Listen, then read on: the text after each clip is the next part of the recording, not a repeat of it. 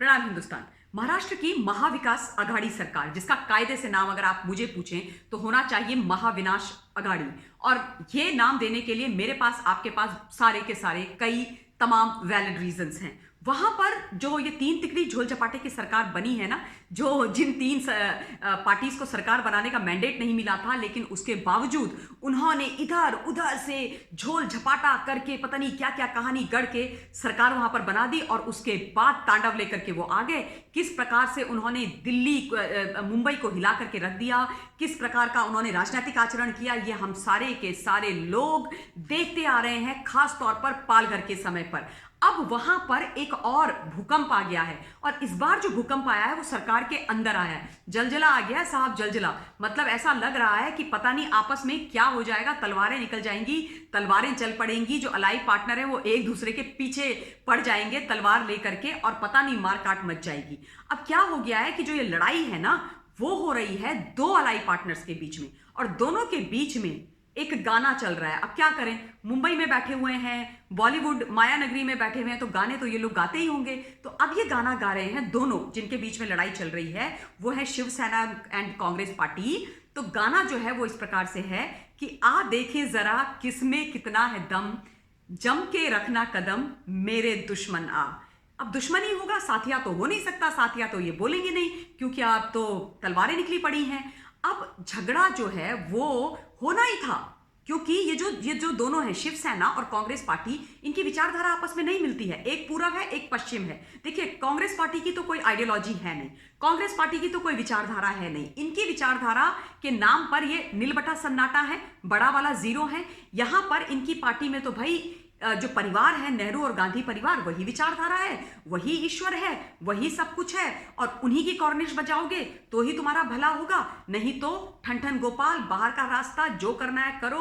तुम्हें एक 5 पैसे का ना पद मिलेगा, ना सम्मान मिलेगा, ना कुछ मिलेगा। तो इनकी तो कोई आइडियोलॉजी है नहीं। शिवसेना की जहां तक बात है, इनकी आइडियोलॉजी थी, परम आदरणीय बाला साहब ठाकरे ने अपनी एक हिंदुत्व वाली आइडियोलॉजी के साथ शिवसेना को आरंभ किया था। और उनके मन में एक बड़ी उनकी इच्छा थी, जो उनकी व्यक्तिगत राजनीतिक और सामाजिक इच्छा आप समझ सकते हैं। और वो ये थी कि वो ये कहते थे, और उनके आप इंटरव्यू पुराने आर्काइव करेंगे तो आपको सुनने को मिलेगा, जिसमें वो ये कहते थे कि मैं कुछ भी हो जाए, कांग्रेस पार्टी के साथ कभी भी शिवसेना को किसी भी प्रकार का कोई भी राजनीतिक अलायंस नहीं करने देना चाहता।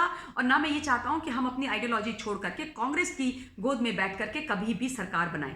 लेकिन परम आदरणीय बाला साहब जी आज ऊपर से बहुत दुखी होते होंगे, क्योंकि जो वो नहीं चाहते थे उनकी पार्टी ने वही किया, और राजनीतिक स्वार्थ सिद्धि के लिए कांग्रेस के साथ सरकार बना ली।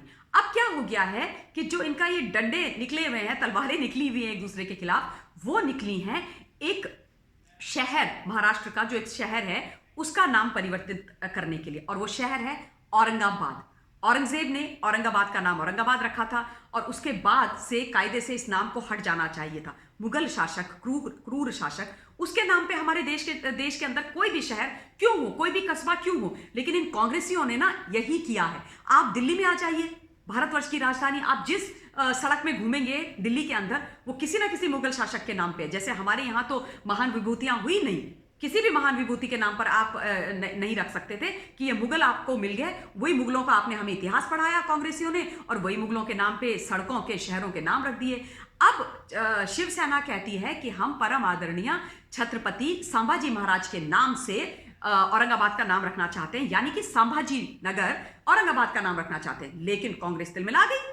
मुगलों के जो वंशज हैं ये लोग, जो मुगल चले गए, कांग्रेस चले गए, इन लोगों को छोड़ के चले गए पीछे, मुगल और अंग्रेज चले गए और कांग्रेसियों को छोड़ गए पीछे, वो तिलमिला गए। इनके एक मिनिस्टर हैं, कैबिनेट मिनिस्टर, किसके? कांग्रेस पार्टी के, जिनका नाम है बाला साहब थोराट। बाला साहब थोराट कैबिनेट मिनिस्टर हैं। तो जैसे ही ये संज्ञान में इन लोगों की बात आई, तो वो तुरंत बाहर निकल करके आ गए मीडिया के सामने, और उन्होंने बोला कि ऐसे कैसे शिवसेना कर सकती है, हम करने ही नहीं देंगे, क्योंकि हमारी जो ये सरकार बनी है वो तो कॉमन मिनिमम प्रोग्राम पर बेस होकर के बनी है। बेसिस जो है हमारी सरकार को बनाने के और हम तीनों अलायंस पार्टनर के इकट्ठे आने के, वो हैं कॉमन मिनिमम प्रोग्राम। और उस कॉमन मिनिमम प्रोग्राम में किसी भी शहर का नाम बदलने की तो कोई बात ही नहीं हुई है। तो भाई हम इस अग्रीमेंट में है नहीं, और हम आप लोगों को ये करने नहीं देंगे, चाहे जितना भी जोर लगा लो। कहते हैं ना, आ देखें जरा किसमें कितना है दम, वही वाली इन्होंने कहानी गढ़नी शुरू कर दी है। अब बाला साहब थोड़ा कहते हैं कि हमारा जो कॉमन मिनिमम प्रोग्राम है वो विकास पर बेस्ड है। विकास पर बेस्ड है? अरे कौन सा विकास? अपने रिश्तेदार किसी विकास का नाम ले रहे हो क्या, किसी व्यक्ति का? क्योंकि वह महाराष्ट्र के अंदर विकास तो हमें होता हुआ दिख नहीं रहा है। जहां पर है वहां पर विनाश ही विनाश है, जहां पर है वहां पर लोगों के का दोहन ही दोहन है, जहां पर है वहां पर केवल फासिज्म चल रहा है।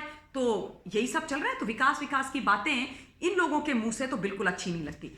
अब देखिए कांग्रेस पार्टी की सच्चाई जो बहुत जरूरी है जाननी। ये कहते हैं कि हम नाम की राजनीति नहीं करते हैं, नाम में क्या रखा हुआ है, ये तो बेकार की पॉलिटिक्स है, बेकार की राजनीति है, नाम नाम की बातें आप लोग करते हो। बिल्कुल नहीं, विकास की और काम की बातें करनी चाहिए। ये मुंह और मसूर की दाल, ये लोग इस प्रकार की बातें करेंगे। कितना झूठ बोलते हो भाई।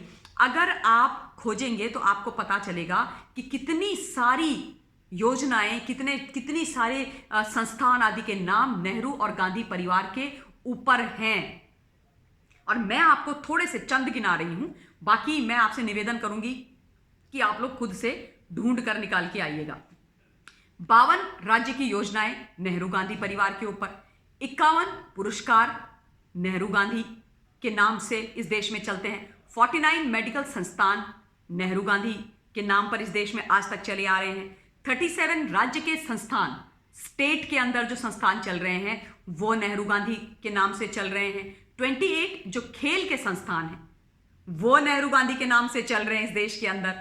अब आप सोचिए, 19 स्टेडियम्स नेहरू और गांधी के नाम पर बेस्ड हैं इस देश के अंदर, 15 फेलोशिप्स नेहरू और गांधी के नाम पर इस देश के अंदर लगातार चली जा रही हैं, and 15 national parks Nehru and Gandhi के नाम पर हैं। अब ये तो मैंने थोड़ी सी चीजें निकाली हैं जितनी मैं निकाल सकती थी। आप लोग खोजेंगे, ढूंढेंगे तो आप लोगों को मिलेगा कि कितना सारी चीजें, मतलब ऐसा लगता है कि नेहरू और गांधी परिवार के अलावा इस देश में कोई महापुरुष पैदा नहीं हुआ, कोई ऐसे व्यक्ति, कोई महान हस्तियां पैदा नहीं हुई जिन्होंने इस देश को बनाने में, इस देश की आजादी में, इस देश को बिल्ड करने में, इस देश के लिए किसी भी प्रकार के कोई भी अच्छे कार्य में किसी भी प्रकार का कोई कंट्रीब्यूशन दिया हो। मतलब अगर इस देश के अंदर कोई हुआ है तो सिर्फ नेहरू और गांधी परिवार हुआ है, उसके ऊपर कुछ नहीं, उसके नीचे कुछ नहीं। तो जितने भी चीजें हैं, चाहे वो योजनाएं हैं, संस्थान हैं, मतलब इसका नाम, उसका नाम, एक ईंट खड़ी कर दी तो उस ईंट का नाम, मतलब हर एक चीज का नाम होना चाहिए नेहरू और गांधी के ऊपर। बाकी कोई, किसी का कोई कंट्रीब्यूशन नहीं है, कुछ भी इस देश में किसी और ने किया नहीं है। मतलब इस देश को आजाद कराने से लेकर के इस देश में हर कुछ करने से, विकास करने से लेकर जो भी कार्य हुए हैं वो नेहरू और गांधी परिवार से हुए हैं। मतलब विकास तो क्या ही हुआ है, विनाश ही विनाश हुआ है, और विनाश काले विपरीत बुद्धि का ये लोग शिकार रहे हैं। और इन्होंने अगर विकास किया है तो अपना व्यक्तिगत विकास किया है, ऐसा मैं मानती हूं तथ्यों सबूतों के आधार पर। और इसलिए मैं इनकी जो ये राजनीति है उसको सिरे से खारिज करती हूं। लेकिन इंटरेस्टिंग पार्ट ये है, अब देखने में मजा ये आएगा कि शिवसेना जिसने अपनी आइडियोलॉजी को ताक पे रख दिया, और कांग्रेस पार्टी जिनके साथ उनका 1 पैसे का कोई मेल नहीं है, उनके साथ जाकर के मिल गए सत्ता के लोभ में मुख्यमंत्री की कुर्सी प्राप्त करने के लिए, और सिर्फ उस कुर्सी को हथियाने के लिए वो परम आदरणीय छत्रपति संभाजी महाराज के सम्मान के लिए कुर्सी त्यागने के लिए तैयार होते हैं कि नहीं होते, या फिर से कुर्सी की, पद की, लोभ की और लालच की गंदी राजनीति में अपने सिद्धांतों को और अपने जो विचारधारा है उसको धता बता करके केवल और केवल राजनीति करते हैं। ये देखने की बड़ी ही मजेदार और इंटरेस्टिंग बात होने वाली है। मेरा निवेदन कि इसको पूरा सुनने के बाद अपने पॉइंट ऑफ व्यू मुझे जरूर बताइएगा। इस वीडियो के लिए इतना ही। बहुत बहुत धन्यवाद। जय हिंद।